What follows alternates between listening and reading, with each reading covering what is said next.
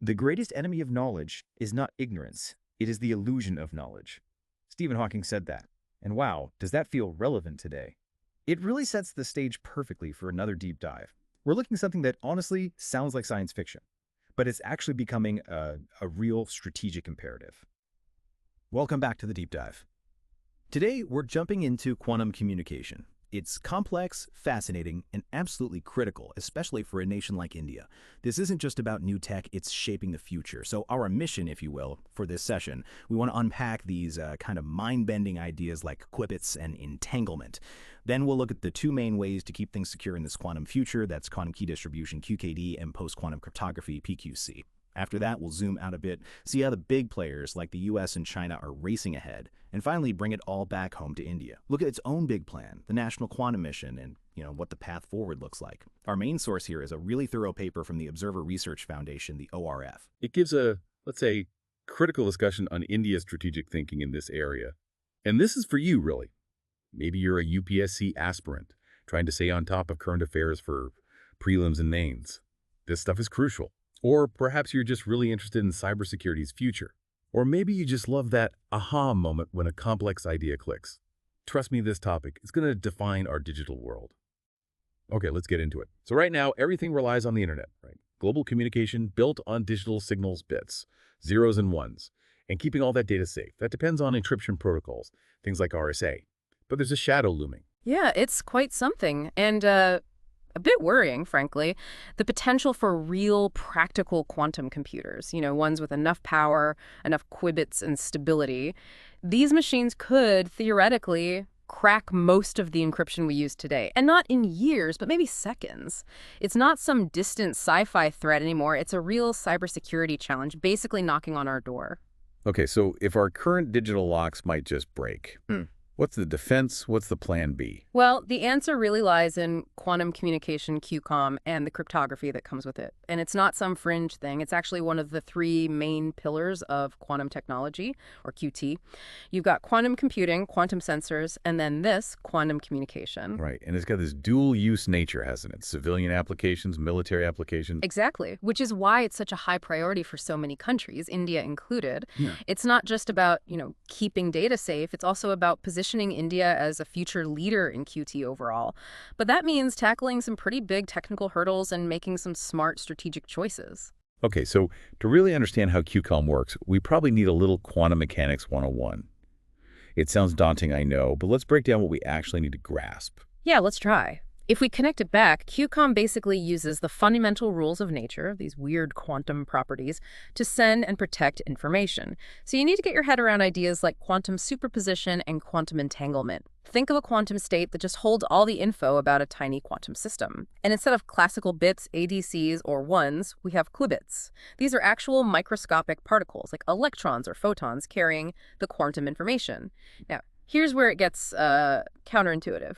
Quantum superposition. A qubit isn't just a 0 or 1. It can be a 0, a 1, or, and this is the key part, a combination of both at the same time, multiple states at once. And measurement is crucial. When you actually measure a quantum particle, like a photon acting as a qubit, its superposition collapses. It snaps out of all those possibilities into one definite state, either a 0 or a 1. Okay, superposition. Got it. Yeah. Now, entanglement.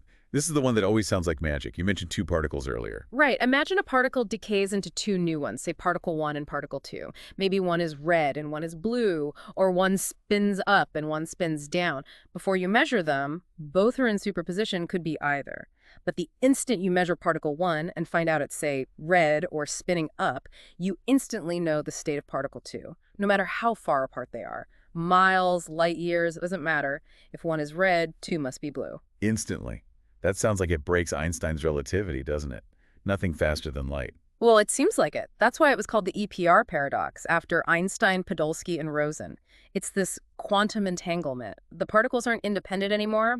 They're described only as a single joint system. Spooky action at a distance, Einstein called it. And this spooky connection is what allows for quantum state teleportation, sending information without it actually traveling through the space between. Essentially, yes.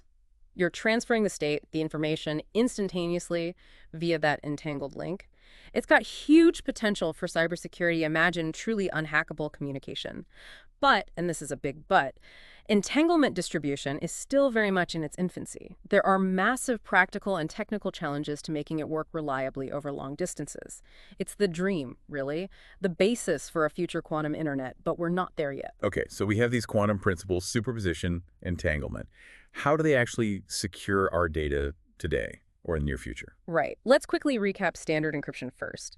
You take your data, the plain text, convert it into scrambled ciphertext using an algorithm and a secret key. There are two main types: symmetric, where everyone uses the same private key, good for bulk data, and asymmetric, with a public and private key pair, better for things like secure email or digital signatures. RSA is an example of asymmetric. Got it. So how does quantum, specifically QKD, quantum key distribution, change that? Okay, with QKD, the actual encrypted message might still travel over normal channels, but the key, the secret code needed to unlock it, is sent using qubits, usually photons sent down fiber optic cables or beamed via satellite. Think of Alice and Bob wanting to share a secret key. They send qubits back and forth. Each encodes bits, zeros, or ones onto these photons using quantum states. They then measure them to build up a shared random string of bits. But how is that secure? Couldn't someone just intercept the photons? But here's the quantum trick. Remember, measurement collapses the state, and you can't perfectly copy an unknown quantum state. So if an eavesdropper, let's call her Eve, tries to intercept and measure the qubits to steal the key, she inevitably disturbs them. She introduces errors. Alice and Bob can check for this. They compare a small sample of their key bits publicly. If the error rate, the quantum bit error rate, or QBER is too high, they know someone was listening. So they just throw away that key and start again. Exactly. They discard the compromised key. It's inherently secure because any attempt to eavesdrop is detectable. BB84 is a common protocol for this. Clever. But you mentioned issues. Yeah, QKD isn't perfect yet. There are challenges like making sure the photons really came from Alice, source authentication, and protecting against side channel attacks, trying to get information indirectly, like from power fluctuations. And then there's that second generation idea, entanglement distribution. Create pairs of entangled qubits, send one to Alice, one to Bob. Alice interacts her qubit with data, and that state instantly teleports to Bob's qubit. In theory, that's immune to hacking because the information transfer is instantaneous and doesn't travel through the channel itself. But like we said, very early days, lots of hurdles. Okay, so QKD and entanglement are amazing for future security. But what about that immediate quantum threat? Quantum computers breaking today's encryption. What's the answer right now? That's precisely where post-quantum cryptography, or PQC, fits in. The core issue is algorithms like Shore's algorithm, developed back in '94. A large enough quantum computer running Shore's could break RSA and similar systems, the backbone of current security, very quickly. And even if those computers are years away. There's the store now, decrypt later, or harvest now, decrypt later threat. Attackers can siphon off encrypted data today, maybe data that needs to stay secret for decades, government secrets, financial data, health records. They just store it, waiting for the day. Quantum computers are powerful enough to crack the encryption. It's a long game. Think back to the Venona project in the 1940s. The U.S. spent decades decrypting Soviet messages. Patience pays off for intelligence agencies. So PQC is the defense against that. Exactly. PQC, or quantum-resistant cryptography, uses different mathematical problems. Problems that we believe are hard even for quantum computers to solve. Lattice-based cryptography is a leading candidate here. It's essentially creating new types of digital locks that even future quantum skeleton keys won't be able to open easily. Okay, this is fascinating. What are the real-world uses for these technologies then? QKD, distributed quantum systems, PQC, where will we see them? Oh, the applications are potentially huge. QKD is ideal for securing highly sensitive information, military communications, government databases, critical infrastructure like power grids, banking transactions, anywhere absolute secrecy is paramount. Then there's distributed quantum computing, using entanglement to link multiple smaller quantum processors together. This could overcome the limits of building one single massive quantum computer, potentially even allow for joint computations across different locations. Distributed quantum sensing is another exciting area. Entangling sensors could lead to incredibly precise measurements, think astronomy, navigation, or even mapping tiny gravitational changes using entangled atomic clocks. This might actually be one of the earlier things we see from quantum networks. And PQC, its application is immediate and universal. It's the necessary upgrade for all our current secure systems to counter that harvest now, decrypt later threat.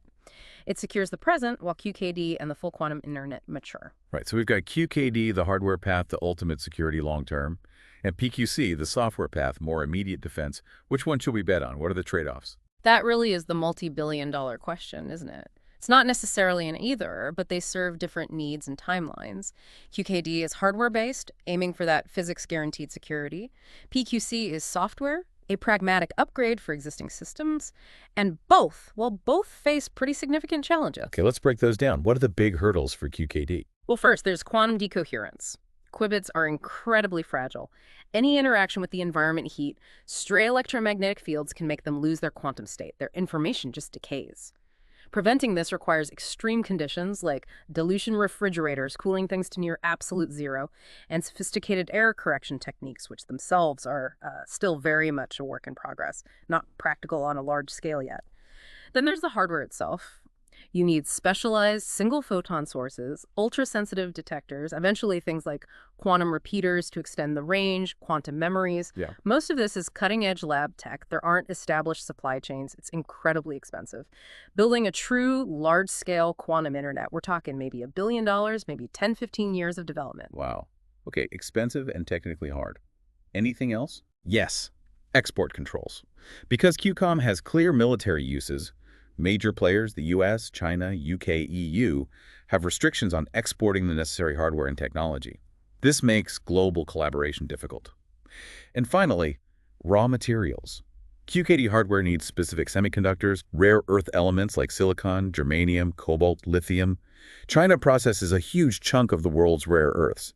Even niche materials and components, like certain crystals or superconducting nanowire detectors, only come from a handful of advanced nations. Supply chain security is a major concern. Okay, so QKD is tough. What about PQC? Being software, that sounds easier, right? Easier in some ways, maybe, but it has its own set of headaches. First, standardization. There isn't one universally agreed upon PQC algorithm yet.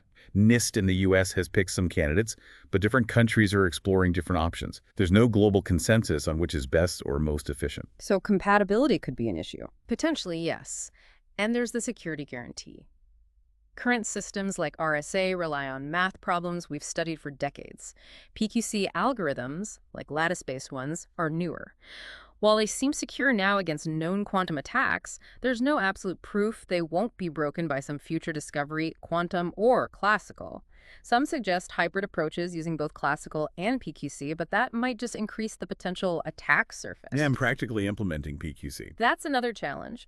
PQC algorithms often need more computing power, more memory, more CPU cycles.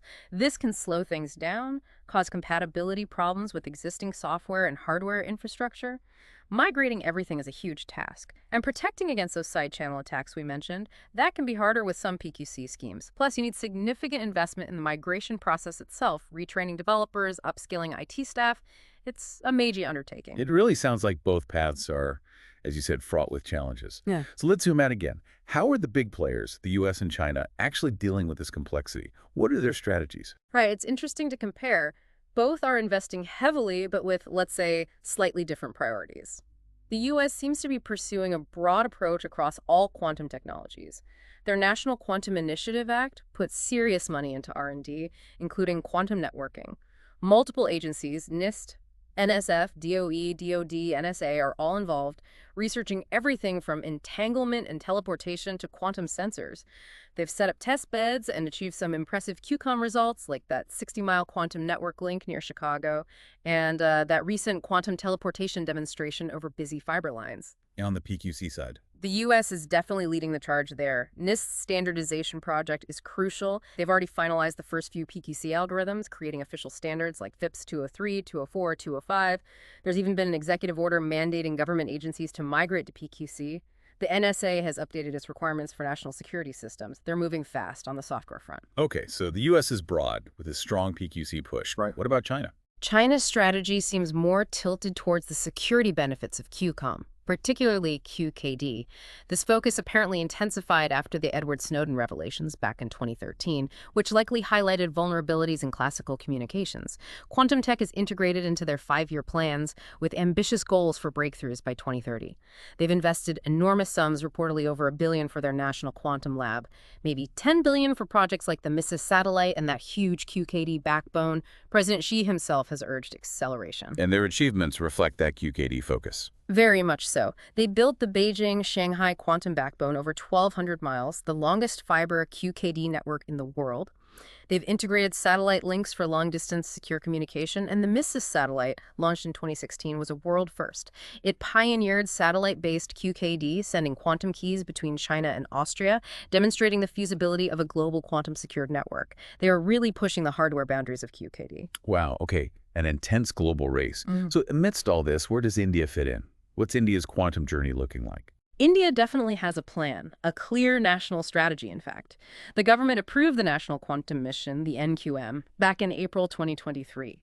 It's got a significant budget around INR 6,000 crore, roughly 800 million US dollars over 8 years, from 2023 to 2031. The aim is to seed, nurture, and scale up R&D and build a whole ecosystem. What are the key areas for the NQM? It covers the main pillars we discussed: quantum computing, quantum communication, quantum sensing and metrology, and quantum materials and devices. For QComm specifically, the NQM has some concrete deliverables. Things like satellite-based secure QComm within India over 2,000 kilometers, and also long-distance links with other countries. Plus intercity QKD fiber links, also aiming for 2,000 kilometers, and developing multi-node quantum networks. How is it being implemented? Who's doing the work? They've set up 4 thematic hubs, or T-hubs, hosted at top institutions like ISK Bengaluru, IIT Madras, IIT Bombay, and IIT Delhi, each focusing on one of the pillars. It involves a large network of researchers and institutions, over 150 researchers from more than 40 places initially. They're using Section 8 companies to manage the hubs, which allows for more operational flexibility.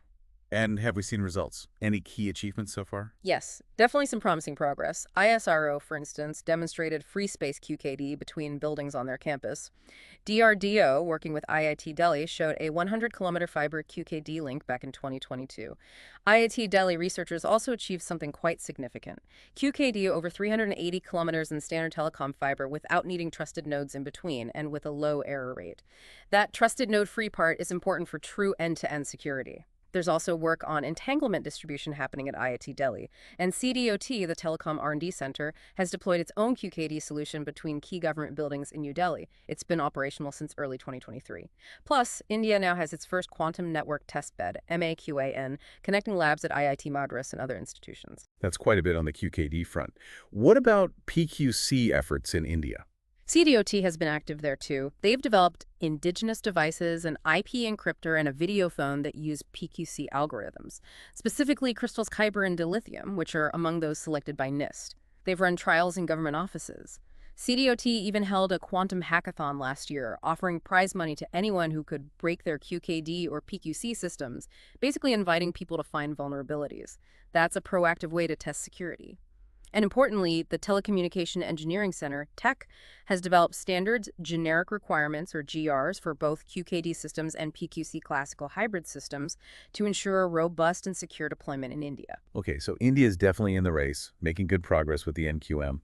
But given the global competition and the challenges we discussed, what comes next? What are the critical recommendations for India to really solidify its position? Yeah. That's the crucial part. These technologies are still early stage, right? And they need sustained, heavy investment. QComm, especially QKD hardware, is very cost-intensive. So one recommendation is focus. Maybe startups can concentrate more on PQC solutions, which are software-based. QKD, being vital for defense and critical infrastructure, probably needs continued strong government backing through programs like the NQM. And standardization, you mentioned that was a challenge for PQC. Absolutely. PQC lacks those universal standards. India needs to be involved in international efforts here. Collaborating is key. Using the NIST standards as a starting point makes sense. Maybe forums like the Quad, specifically its critical and emerging technology groups, could help build a common roadmap for PQC migration among member countries. What about collaboration on the hardware side for QKD, given the export controls and supply chain issues? That's vital too. Harmonizing export control regulations where possible would really help QComm hardware development globally. Initiatives like the U.S.-India ICE initiative on critical and emerging technology are important for strengthening supply chains for semiconductors and other critical components. Promoting joint R&D through organizations like QEDC, or India's own QETCI, and specific bilateral or multilateral projects like within the Quad is crucial. And the military angle. Integration is key.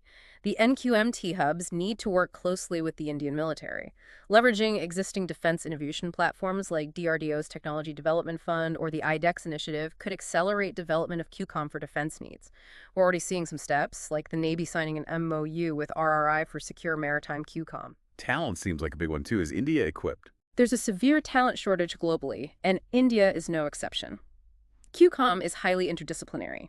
You need experts in quantum physics, computer science, cryptography, engineering. Finding qualified instructors and developing specialized university curricula is essential. Things like online courses through NPTEL help, but international collaboration, NQM fellowships, and grants to attract and retain talent, maybe programs like the Quad STEM Fellowship, are all needed. And getting things out of the lab and into the market? Technology translation, yeah. That's critical for attracting private investment. India needs mechanisms to help bridge that gap between academic research and commercial products. Learning from models in the US or Canada could be useful. Andhra Pradesh has announced a Quantum Valley project that could be a pioneer if done right. Lastly, test beds. Essential, especially for sophisticated hardware like QKD systems. Testbeds allow researchers from different fields to come together, experiment, measure performance, and really push the technology forward. This often requires pooling resources, both domestically and internationally. So the Department of Telecom's plan for quantum standardization and testing labs is definitely a positive step in that direction. Okay, let's try and wrap this up. We've covered a huge amount of ground. What's the big picture takeaway here?